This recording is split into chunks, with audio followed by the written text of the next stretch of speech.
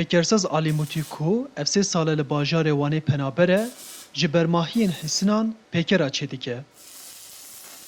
Mûtî ji bajarê Kurdansa qiza Îranê ye û ji 2017 vir ve li gel malbata xwe li Wanê dijî. Wî li ser riya îskeleyê kargehek vekiriye û bi derfetên xwe çêkirina pêkeran berdewam dike.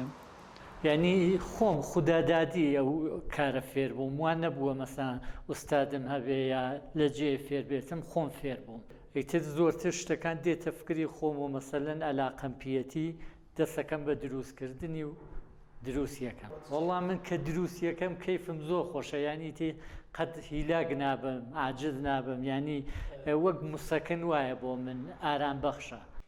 Mûtî ev 10 sal e pêkersaziyê dike û heya niha bi berhemên xwe ve beşdarê neh pêşengehan bûye.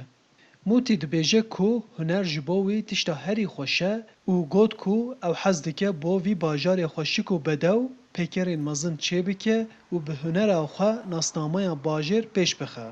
Sana hezkem bo şarîwanî îşê bikim heykelekî mezin ştê bimêne. ولی هیچ شوێنێ نییە هاریکاری بکە مەسەنا وێژ منزەماوانە هەموو گرانە ینی هەموو شتێک گرانە نەتوانم من هەمووی پسێنم یا ئەو شتانەگە شوێنێ بێ هاوکاریم بکە لە بواری مادیوە توانم هەیکەلی گەورە بۆ بەلەدیاوانە شارەداریەکان دروستکەم. Pêkersaz Mûtî dixwaze tinê bi çêkirinan van berheman debara malbata xwe bike lê ji ber ku firewtina pêkeran kêm e ew karê hêsinkariyê jî dike.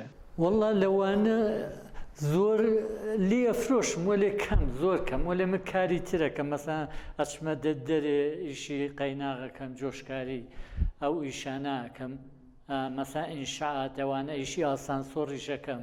Bajarê Wanê li ser sînorê Tirkiye û Îranê ye û ji ber vê yekê her sal hezaran penaber koçî vî bajarê dikin. Piraniyan van jî di nava şert û mercên xirab de hewil didin jiyana xwe bidomînin.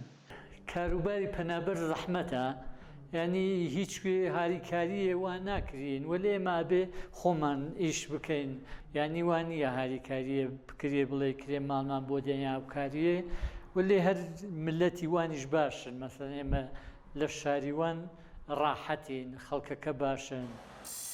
Mûtî herî dawiyê got ku ew dixwaze bi hunera xwe xizmeta gel bike lê ew ji ber rewşa xwe ya penabertiyê di nava fikaran da ye. والله من حەزەکەم لەوان بم وەلێ مشکلەوەی لێرەوە تەنداژ نادەن کە نەیدەن مەجبوری نێمە بڕۆین ینی وەڵا داخوازی منەوەیە بێژین لە شارەداری ئەو شتانە مەسەلا هاوکاری نەکەر من هەموو هونەرمەندان بکەن حیفە مەسەلا هونەرمەندانی ئێمە بچن بۆ دەروی وڵات با لە وڵاتی خۆیان لە وڵاتانی ئاسیایی یا لە وڵاتانی خۆیانە کارکەن هونەرەکەیان سەنعەتەکەیان بۆ ملەتەکەیان و خەڵکەکەیان بێ نە بۆ دەرەوە.